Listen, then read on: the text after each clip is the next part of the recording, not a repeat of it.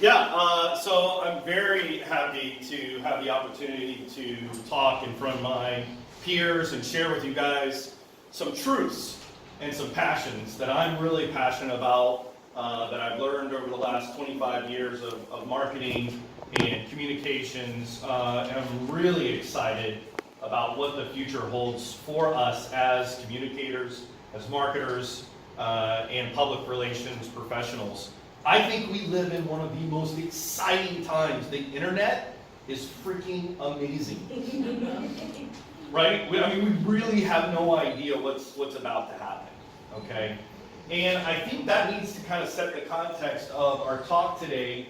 I'm glad that y'all signed up for the timeshare program. We're going to close the doors. This is a 3-day seminar. You're not getting out till you sign off. Right?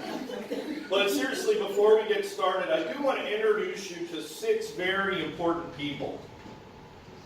So, the first person that we're going to meet here, this is Charles. Charles is 29.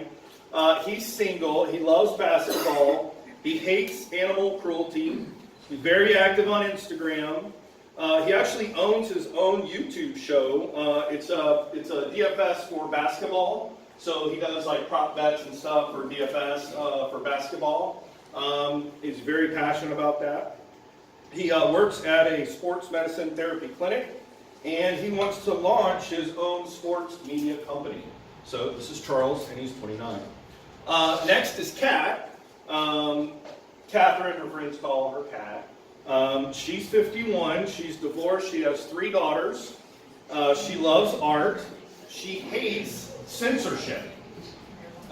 She is also very active on Instagram. Her entire house is connected with Alexa devices, so when she walks into the room, she says, "Alexa, turn on the lights, turn on the TV, show my favorite program." She also is a diehard Pinterest enthusiast, obviously with art and visuals. Makes sense. She is actually art director at a agency, and she wants to actually open her own creative agency, and that's Kat. Next is Kenny. Kenny is 47. He's divorced. He has 3 boys. He loves math. He hates ignorance. He is very active in Facebook groups and is an avid binge watcher of Netflix original programming. Also, he's a cord cutter. So he's got all streaming Hulu programming on his devices. He is a CPA, and he wants to start a financing coaching company for startups. Next, this is Jennifer. Her friends call her Jenny. And she's married. She has 2 kids, a boy and a girl. She loves being a mom, and she hates bullies. She also is very active on Facebook. She also listens regularly to several podcasts, and she's also active in LinkedIn, very active on Instagram. She is an account executive at a public relations firm, and she wants to start a non-for-profit for single moms. Next is Gina. Gina is 36, she's single, she loves jazz, and she hates abuse.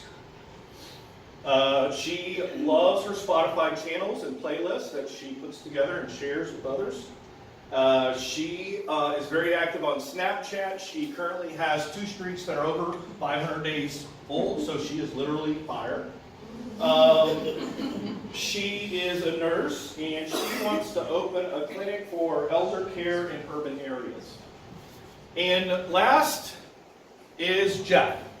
Jeff is married, no kids. He's 24. He loves his church. He hates hatred. Also is an avid podcast listener for inspirational talks. Very active on LinkedIn. He is the community outreach coordinator for his local hospital. And he wants to be an executive director for a new Habitat for Humanity in the Northwest. So, now you know Charles, Kat, Kenny, Jenny, Jenna, and Jeff.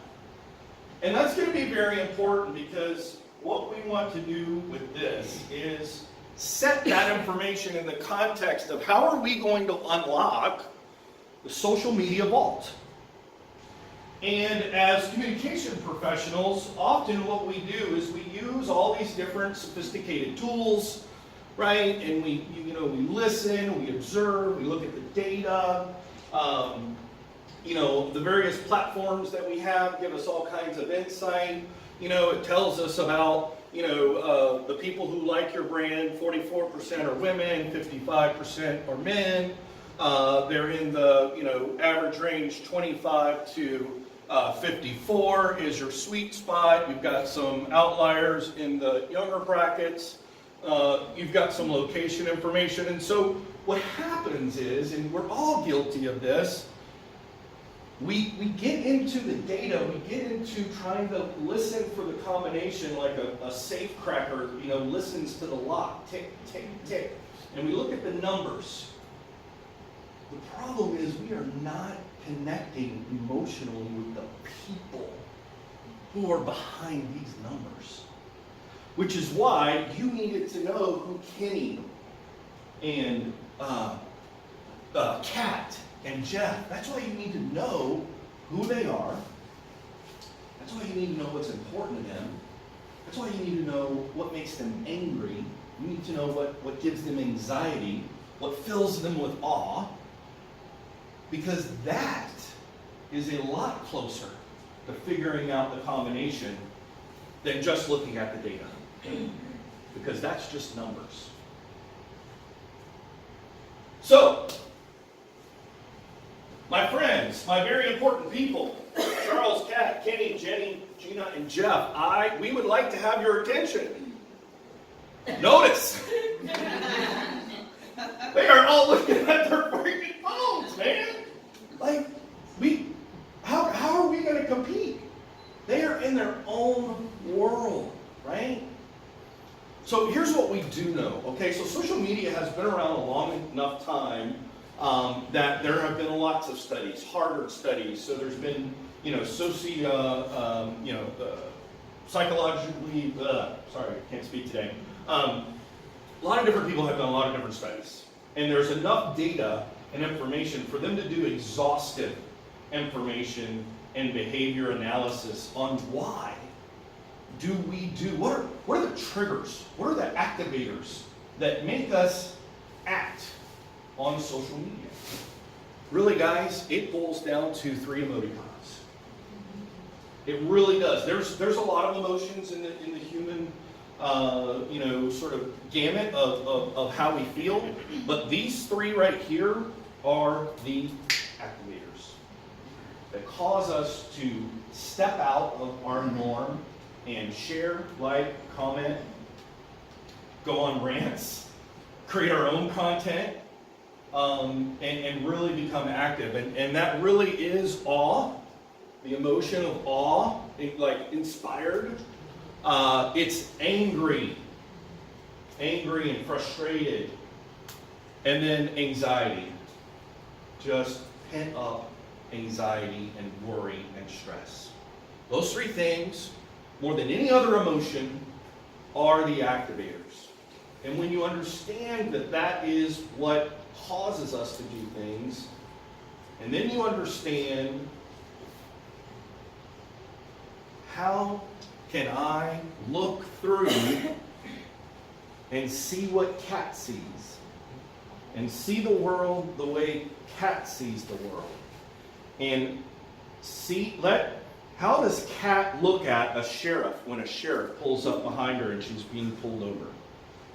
How does Jenny feel when she goes into the hospital? How does Jeff feel when he meets with his marketing agency? So, the more that we can really understand that lens, then we can start to contextualize how we're going to reach out to them, how we're going to communicate to them, because we know who they are. So it's not just about who's your target audience. Oh my gosh, we wear that word out. We wear it out. right? And we have these definitions, and we're so proud of ourselves that we've put the three together and how they represent, right? We're like, yes, we know our target audience. But we don't. We are not empathetic, because some of us are freaking stressed out trying to meet deadlines, and, we're just trying to get the stuff out, and, life is going 100 miles an hour, right? So, if we understand who Jeff is, and we understand who Kenny is, and we understand who Kat is, and we understand how they look at the world, and we understand what the activators are that make them do things on social media, then we can begin to think about approaching our creativity a little bit differently than what we have in the past 20 years. Because as we all mentioned, there's lots of different behaviors that are happening. People are cutting cords. People are subscribing to content the way they want. The broadcast media companies are really in trouble. We already knew that traditional media outlets were in trouble. Because brands now can be their own media outlets, right? And that's why all of these forms are experiencing disruption, right? So, as marketers, as communicators, as public relations professionals, as publicists, we are trying to craft messages and we're trying to create creative. We have to really individualize and segment that content into very specific messages. I want to talk specifically to you, Kat. I know you're a mom. I know you have 3 girls. I know you're angry and frustrated at the people. Right? This is what I want to do. I want to help you. Right? Click here. But that's totally different than Sam. Man, so glad you're here. I know things are important. I know you love basketball, and we want to make sure that you have the best insight for basketball. Click here. So the one-size-fits-all TV commercial, HGTV, that's a no. Okay? Okay, understand, I know that what I'm telling you flies in the face of what your clients are going to want, right? Because they want the perfect, homogenized, perfect diversity picture that represents everyone, which is the slide of the very important people. It's the perfectly diverse thing. Guess what? The conversion rate of that sucks. It's terrible. The studies have already been done. When you contextualize the message and the action to the motivation and the emotion of that very specific segmented part of who you want to talk to, the conversion rates are 100 times what they are of the general awareness campaign. What does that mean? Holy shit, Michael, you're talking about now I got to create 86 different pieces of content? Yeah, that's what we're talking about, right? That is what I'm talking about, and that is the disruption model that is going to threaten agencies now. Because there are other agencies that are out there who got this picture, who have hired armies of creatives and less account executives, and they are cranking out 86 pieces of content for one campaign so that they can segment to demographics, to geographics, to behavior and interest, because they now want to tell a story to each one of those characters that are a part of the overall message, just like Game of Thrones. And they're having way more success than the one-size-fits-all campaign.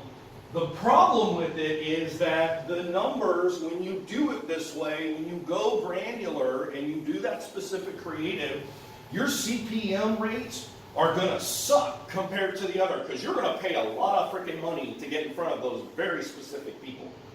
Okay? And so your clients, boss, superiors, whatever that arrangement is, They're going to be so happy that Michael got us $3 per CPM. That's awesome. That's probably because nobody wants to get in front of the people for $3. The people I want to get in front of for $10, who are the really specifically motivated people, right? It costs more, but man, our whole mindset is messed up because we're living in a TV land, in a commercial land, when the world has already left that world and is over here in reality TV and streaming and binge watching in a series and a story environment. And the quicker we can understand that and put our hands around that, the better we're going to be at executing campaigns that perform well. So, I mean, you really have to go into all of these different, channels. So, I mean, we're talking about, like, you get the picture that if it's a lot harder to try to get your message out to the masses, right? It's actually that's easy. That's the easy part. The more effective way is to get the masses to push your message out. Right? That's the important thing. So when you go multi-channel and you contextualize that content, and you move away from that, perfect diversity image, and you go contextual, you're going to crush it. I don't have my phone because it's recording this, so somebody give me like 10 minutes or something, because we'll be here for 3 days. So, podcast. We talked about that, right? We talked about the fact that, do you know that right now 1 in 4 Americans listen to a podcast regularly? Raise your hand if you listen to a podcast on the regular. Guys, are y'all looking around? Like, y'all thought podcasts were like, AM, FM radio. Right? No! So having your podcast is really important, and it's really becoming, this is just another evidence. How many of you have seen the latest Acura commercial? You have an Acura, don't you? Who used that one? Heather has one. Heather has one, okay. The newest Acura has Apple Play in the car. Yeah. We're going to see more and more of that. More homes that have voice-activated information, cars are going to have that. That is going to continue to happen. And podcast, because of its format, is going to easily dovetail into that platform. And so we're just going to ask our car, hey, car, play digital marketing from Digital Opps on TuneIn, which it's actually on there if you want to listen to it. And you can listen to that information. Yes. So is there data behind the podcast other than me just kind of guessing who else like me enjoys this podcast? How do you find out who they're reaching? Is that data available? Yeah, absolutely. So the different platforms, if you go to like Anchor.fm, which is a multi-platform channel where you can record your information and send it out to Stitcher and TuneIn and all the different channels. They've got some analytical information. So yes, that data is definitely there. I think that as our industry continues to push it, the demand on those platforms and the money that they're going to get from subscriptions is also going to turn around in research and development to better their products, which means that analytical information is going to also become even better. Same way with Facebook. We used to have really crappy insights, now we have better kind of insights. But good question, thank you. YouTube, we all know that it's the second largest search platform, right? We all know that there are 95 different platform channels that are going to stream the Super Bowl this year on YouTube. What? You used to be able to do one channel. Right, one network. Yeah. Now again, they're 90 seconds or 60 seconds delay, which is how they get away with it. But yeah, so that's interesting. Something to think about. YouTube. We should have our own YouTube channel. That's a good idea. Facebook and Instagram. So, as I already talked about, when you create separate creative and you set your budget against that separate creative for the segmented audiences, that is the key to really leveraging your brand media on those channels. Also, two things that I want to point out quickly is that in voice search, so the data says that in 2016, 51% of searches done on Google were done by a mobile device. That blew a lot of people's minds because they thought they were coming from desktops. Well, that was not happening in 2016, and that was 3 years ago. Okay? In less than 12 months, okay, it's 2019, in 2020, it is estimated that all searches will be done by, 50% of searches will be done by voice. How many of you asked Siri to do something, find something for you? Yeah.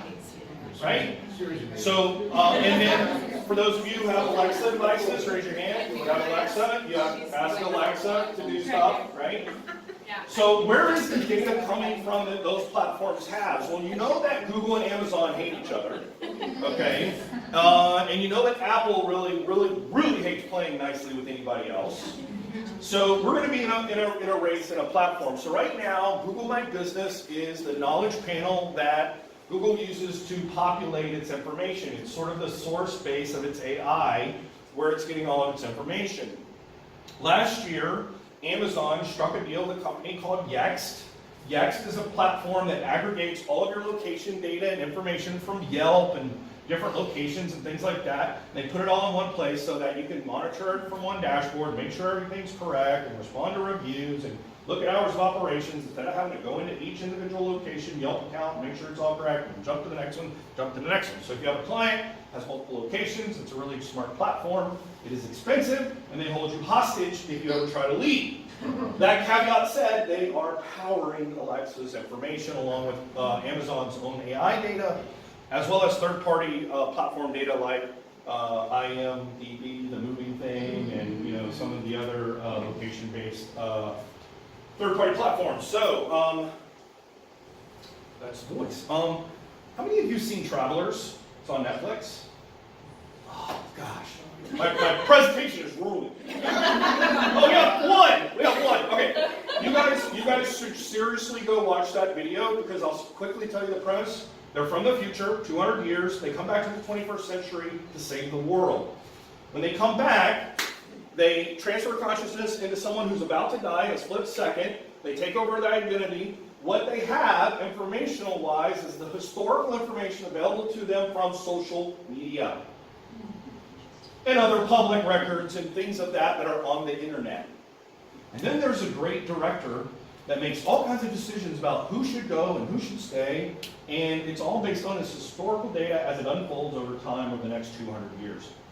Fascinating show when you think about it in the context of what we're talking about, in that AI is learning all of this information about us, and we as communication professionals are going to continue to have tools to be able to use that information to effectively reach the very important people. So, when we're doing it right, this is what happens. When we connect with Charles and Kat and Kenny and Jenny and Jenna and Jeff on their emotions, on the things that are important to them, we recognize the things that they hate, we look at and figure out where does our brand story and values align with theirs, and how does our story lay over the context of that viewpoint. When we do that successfully and we reach them, this is what they do. 4 things. These 4 things are the 4 things of why we do things on social media. We want to encourage others. I know some of you find it hard to believe, but study done. You can look up the information. It's on Meltwater. It's a great case study, meltwater.com. You can find this information, the psychology behind social media. You can find this information. It's great. The next thing we do is we want to find people who are of like mind, like us. Okay? You can imagine, that makes sense. When I share something, I want to get other people who are like me to comment, share, to confirm what I believe, and things of that nature. We do it because we want to grow relationships. We don't want to be bound by geographical boundaries. And lastly, we do it to shape our identity. That's the one thing about the internet. How many of you have seen Ready Player One? Okay, the rest of you, go see that movie. Also, very incredible that they leave the real world to go to a virtual world so that they can become anything and anyone they want to be. Social media is very similar to that in that we can develop our own identity without having to go to Israel or, try whatever in the real world. We can kind of try it on virtually before we decide if it's really me or not. So these are the 4 things, right? So when we connect, when we segment the creative and we understand, we look through their lens and we connect and we contextualize our message for those very important people, and they get it. Oh my gosh, they're smiling now. Look. Look. We connected. We made the connection. Why? Because we told a story that they found themselves in. Because we understood who they were and what's important to them and what they like about and what they don't like about our brand. Okay, I think this next slide, hold on to your seats because I'm about to show you what it looks like when the vault is open. Right? Remember when I said that we as communicators, we've been trying to get our message out to the masses, right? That's what we've been trying to do. But what we're learning, and many of you have probably already experienced this, so I'm not giving you some great revelation that you never thought of or experienced. It is more effective when the masses take the message and spread it out, right? Because who do they spread it out to? People just like them. So groups and volumes of very important people who are just like very important people. Guys, you know what that does? That actually shrinks your ad waste. Your budget that you're spending showing the ad to someone who doesn't care, who doesn't have the same emotions, who doesn't have the same connection to your social media content, because you put up a picture of a lady with 2 kids and Kenny doesn't care because he's a guy and he has 3 boys. Now I'm getting really specific there and but you get the idea, right? And so I think as sort of a final thought there, this really illustrates a word that's been thrown around in our industry, and I think we've again really abused it and not really thought through it. This is about influencers, right? But I think in the context sometimes of influencers, we think about it in the terms of how many followers do they have, and how can we get in front of them, right? And generally speaking, if they have followers, the people who are following them maybe have the same value. So there is some merit to that sort of outlook and thought process. But more importantly is that when they've connected with that story so much, and like Kenny, right? Or like Charles, who has his own YouTube channel because he has aspirations of himself, he has already become a media outlet himself with followers. Right? And Jeff, who also has a LinkedIn channel and does live videos because he wants to encourage other community organizers and outreachers to step forward and help the orphan, the widow, and the foreigner and the stranger because of the values that are important to him. Because they already get it. They're already their own media broadcast centers, which is why they're not just influencers. They're influencers that are already leveraging their platform that they choose, and they have followers. And so what do? As a brand, you invite these kinds of people on the kind of platform that they're on, and you prop them up and you say, we're the sheriff's department. We'd love for you to come speak on our podcast to our listeners, because we know that you're active in Facebook groups and you like to organize people and you like to get the message out. We know that you want to talk to startups and you want to be a financial coach. Well, our listeners who are in the community, you're going to reach the same kind of people. We'd love to have you come to our show. What do you think that's going to do to that person? They're going to be so pumped up that they're on your show, because guess what? Your brand is bigger than their brand, right? So you're actually helping them by having them come on your show. And when the hospital has their own YouTube channel and they invite the nurse that wants to start her own thing to come talk about what are some of the challenges faced in urban areas for elder care, what does that do? That empowers her, right? What does that do to your brand? You become a storyteller, not HGTV, and how long it takes for you to wait in your waiting room. It's a good campaign, Les. It's okay. Practical advice. Michael, are you serious? 86 pieces of content? Yeah. So there is a piece of content that I've came across. How many of you follow Gary Vaynerchuk? Oh, okay, we have a problem. Please go find Gary V right now. So write this down. I'll put the link up in a minute.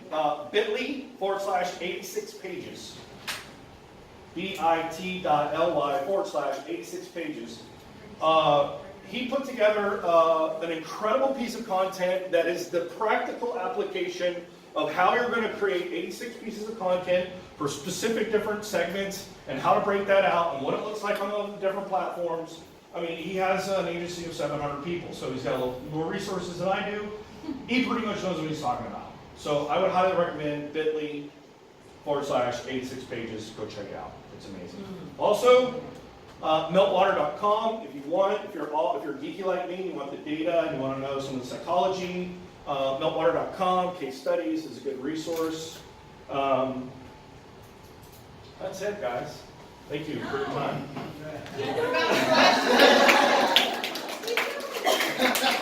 All right, that was fun. Woo, guys, I was really nervous because you guys are pros. You guys do what I do. You know what I do. I believe in everything 100% that I just shared with you. It's in my bones. It's in my DNA. And so, I hope that you got something. Because how many times we've been to stupid fucking luncheons and got nothing out of it, man. It's been a waste of time. So I just hope that you have this one nugget that you take out of here, and you go back with, and you're pumped up and you're charged up. If we do have 7 minutes or 6 for a question, but I probably